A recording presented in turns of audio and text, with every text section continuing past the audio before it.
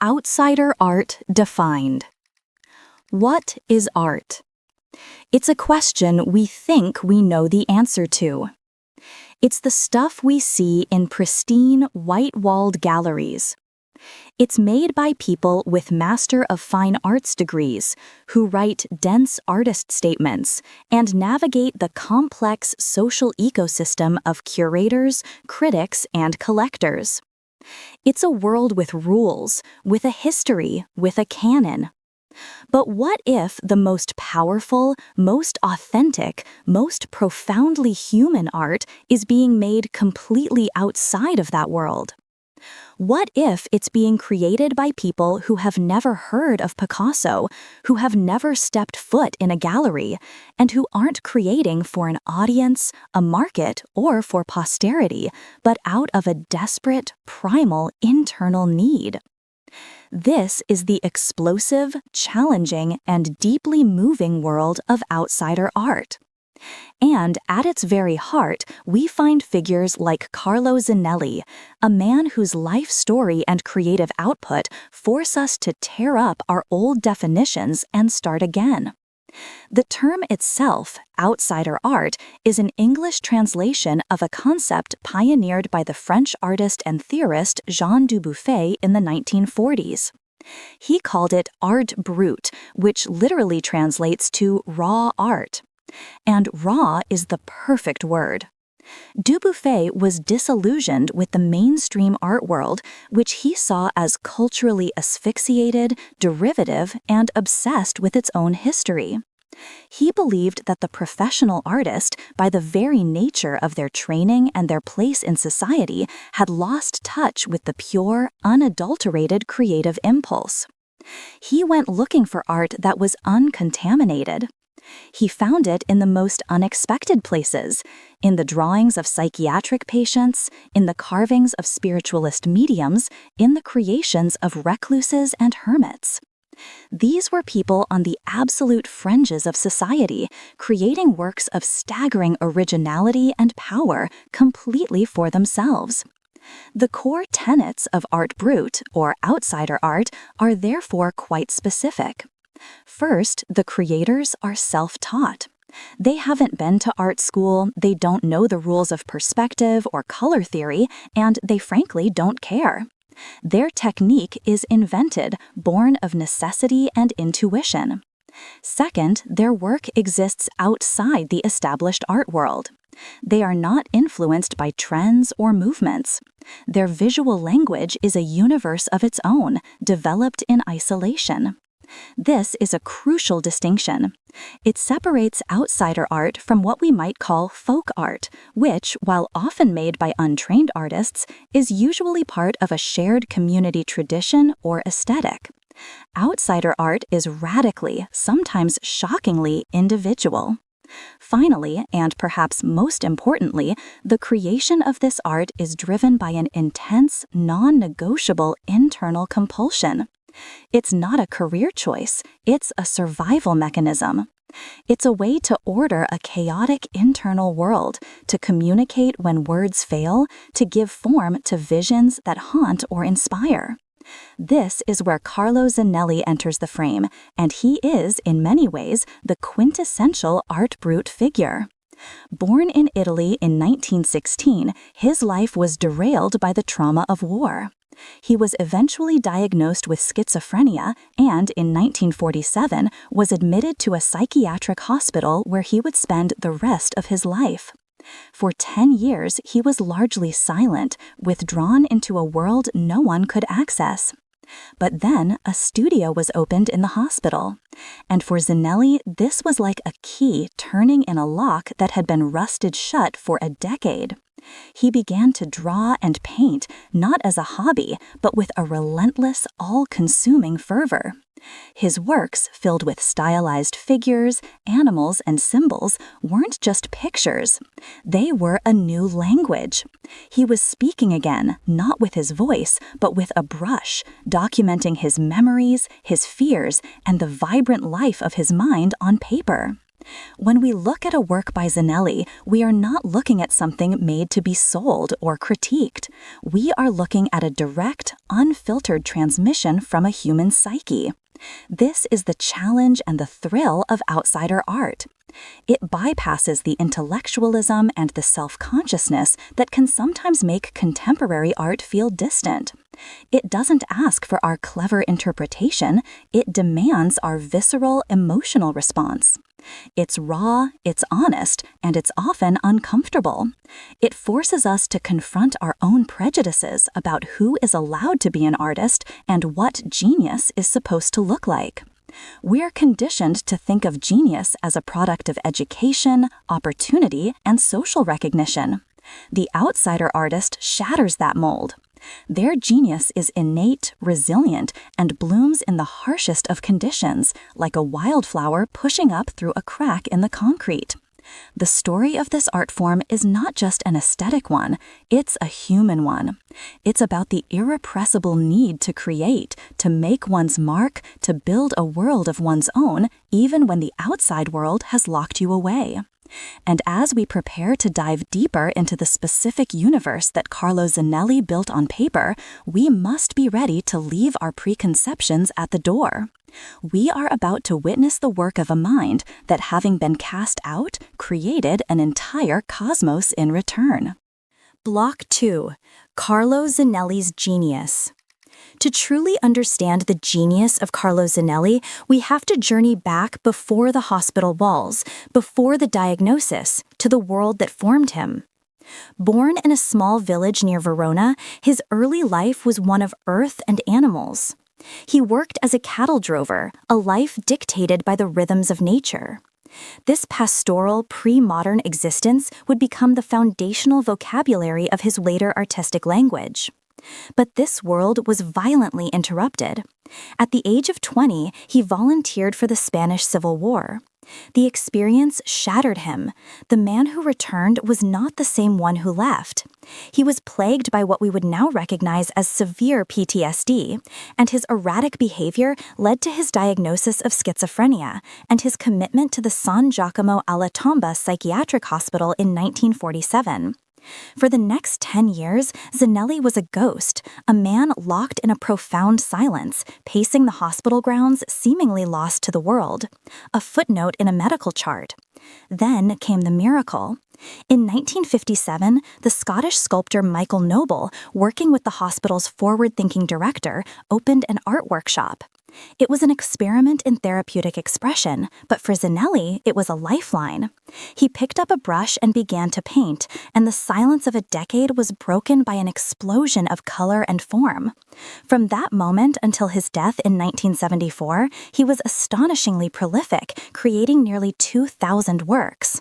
He worked with a fierce, unwavering concentration, often covering both sides of a single sheet of paper, creating vast, double-sided narratives. He would lay these large sheets on the floor, crawling over them to fill every inch of space, a process that was as much a physical performance as it was an act of drawing. His visual language, once you learn to read it, is remarkably consistent and complex. It is a language of repetition and rhythm. Zinelli populates his canvases with a recurring cast of characters, stick-like human figures, often in profile, with sharp, bird-like features. There are animals everywhere, dogs, birds, horses, all rendered in his distinct, simplified style. These figures are not static, they are arranged in linear sequences, often stacked in horizontal bands that read like lines of text. He was, in essence, writing his autobiography. Art historians have painstakingly decoded his work, identifying recurring narratives: his childhood on the farm, the trauma of war symbolized by menacing figures with weapons, the rituals of his village life. He wasn't just painting random images, he was meticulously reconstructing his own history, reordering his fragmented memories into a coherent visual epic. This is not the work of a disordered mind, it is the work of a mind desperately and brilliantly imposing order. The composition of his work is defined by a principle known as apoliophobia, or the fear of empty space. Zinelli filled every centimeter of the page. The background is not a void, but a pulsating field of color, pattern, and minuscule figures. This creates an incredible visual density, a buzzing energy that draws the viewer in. His use of color is entirely emotional, not representational. Skies can be red, people can be blue or yellow, all chosen for their expressive power. His figures are often outlined in black, giving them a graphic, almost hieroglyphic quality. He would frequently incorporate words or numbers into his compositions, not for their literal meaning, but as abstract graphic elements, another part of the rhythmic tapestry of his visual field. This wasn't a symptom, it was a sophisticated stylistic choice, an intuitive understanding of composition and design that would be the envy of any formally trained artist. It wasn't long before the wider world took notice. The visionary Jean Dubuffet, on his quest for raw art, saw Zinelli's work and immediately recognized its power. He acquired a significant number of pieces for his collection de l'Art Brut in Switzerland. This was a pivotal moment. Dubuffet and others saw past the clinical diagnosis and recognized the artistic intentionality. They saw a man who had, in total isolation, invented a complete and compelling artistic system. They saw his repetition not as obsession, but incantation, a way of making his memories real and present. They saw a master storyteller who had lost the ability to use spoken language and had simply forged a new one that was arguably more direct, more emotionally resonant, and more universally human. Zinelli's genius lies not in overcoming his circumstances, but in transforming them. The hospital walls did not confine his imagination. They became the frame for a universe of his own making. He took the fragments of a broken life and assembled them into a monumental testament to the resilience of the human spirit and the absolute necessity of art. Block 3. Art World's Verdict. The journey of Carlo Zinelli's work from a hospital floor in Verona to the walls of the world's most prestigious museums is a story fraught with complexity. It's a journey that mirrors the art world's long and often troubled relationship with outsider art as a whole. Once an artist like Zinelli is discovered, a series of uncomfortable questions immediately arise, challenging the very foundations of how we classify, value, and consume art. The first and most persistent hurdle is the debate between art and therapy. For decades, creations from psychiatric patients were viewed through a purely clinical lens.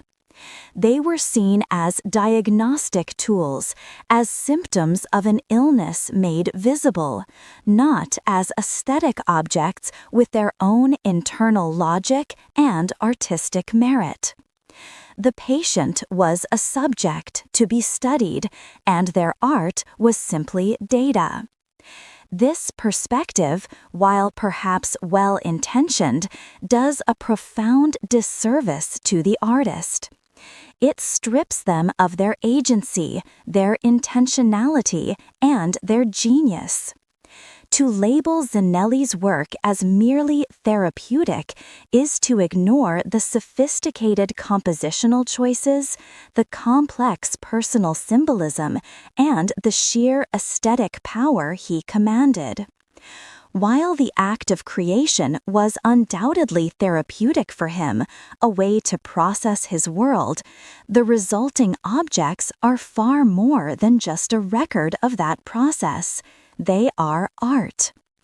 Jean Dubuffet's great contribution was to insist on this distinction, to demand that these works be judged on their own terms, as powerful artistic statements. Yet, even today, the shadow of the clinical diagnosis lingers. The artist's biography, particularly their mental health struggles, often threatens to eclipse the work itself, turning the art into a curiosity, a piece of mad genius rather than a masterpiece in its own right. Then there is the problem of the market. The art world, for all its talk of beauty and truth, is also a commercial enterprise. And the outsider label has become a powerful and problematic marketing tool. It provides a compelling, often romanticized backstory that can make the work more attractive to collectors. There's an undeniable allure to the idea of the untouched genius, a pure creative force unsullied by commercialism. But this creates a paradox. The very quality that makes the art special, its creation outside the market, becomes its primary selling point within that market. This can lead to a kind of ghettoization. Dedicated outsider art fairs and museum wings are created, which on one hand provide a vital platform, but on the other can reinforce the idea that this art is a separate, lesser category, not to be hung in direct conversation with the so-called masters of the mainstream canon. Furthermore, ethical questions abound. Who profits from this work? The artists themselves are often vulnerable individuals, sometimes nonverbal like Zinelli, and frequently deceased by the time their work achieves market success. The responsibility falls on galleries, collectors, and estates to act as careful stewards, but the potential for exploitation is undeniable. Is the art world's embrace a form of validation, or is it a final, post-mortem form of institutionalization, this time by the market instead of the medical establishment? It's a tightrope walk between celebration and commodification. Despite these challenges, there has been a seismic shift in perception. Carlo Zinelli's legacy is a testament to this. In 2013, his work was featured prominently in the main exhibition of the Venice Biennale, the most prestigious international art event in the world. He wasn't in a special outsider section. He was presented as a major 20th century artist, period. His vibrant rhythmic paintings held their own alongside the biggest names in modern art. This was a landmark moment, a sign that the old, rigid boundaries are beginning to dissolve. Curators and critics are increasingly recognizing that the story of modern art is incomplete without these powerful, unconventional voices. They are realizing that the impulse to create is a universal human trait, not the exclusive domain of a credentialed elite. Artists like Zinelli, Henry Darger, or Adolf Melfli are no longer seen as mere curiosities from the fringe. They are being recognized as essential contributors to our shared visual culture. Ultimately, the verdict on artists like Carlo Zinelli is a verdict on ourselves, on the art world, and on what we choose to value. Do we value a pedigree, or do we value a unique vision?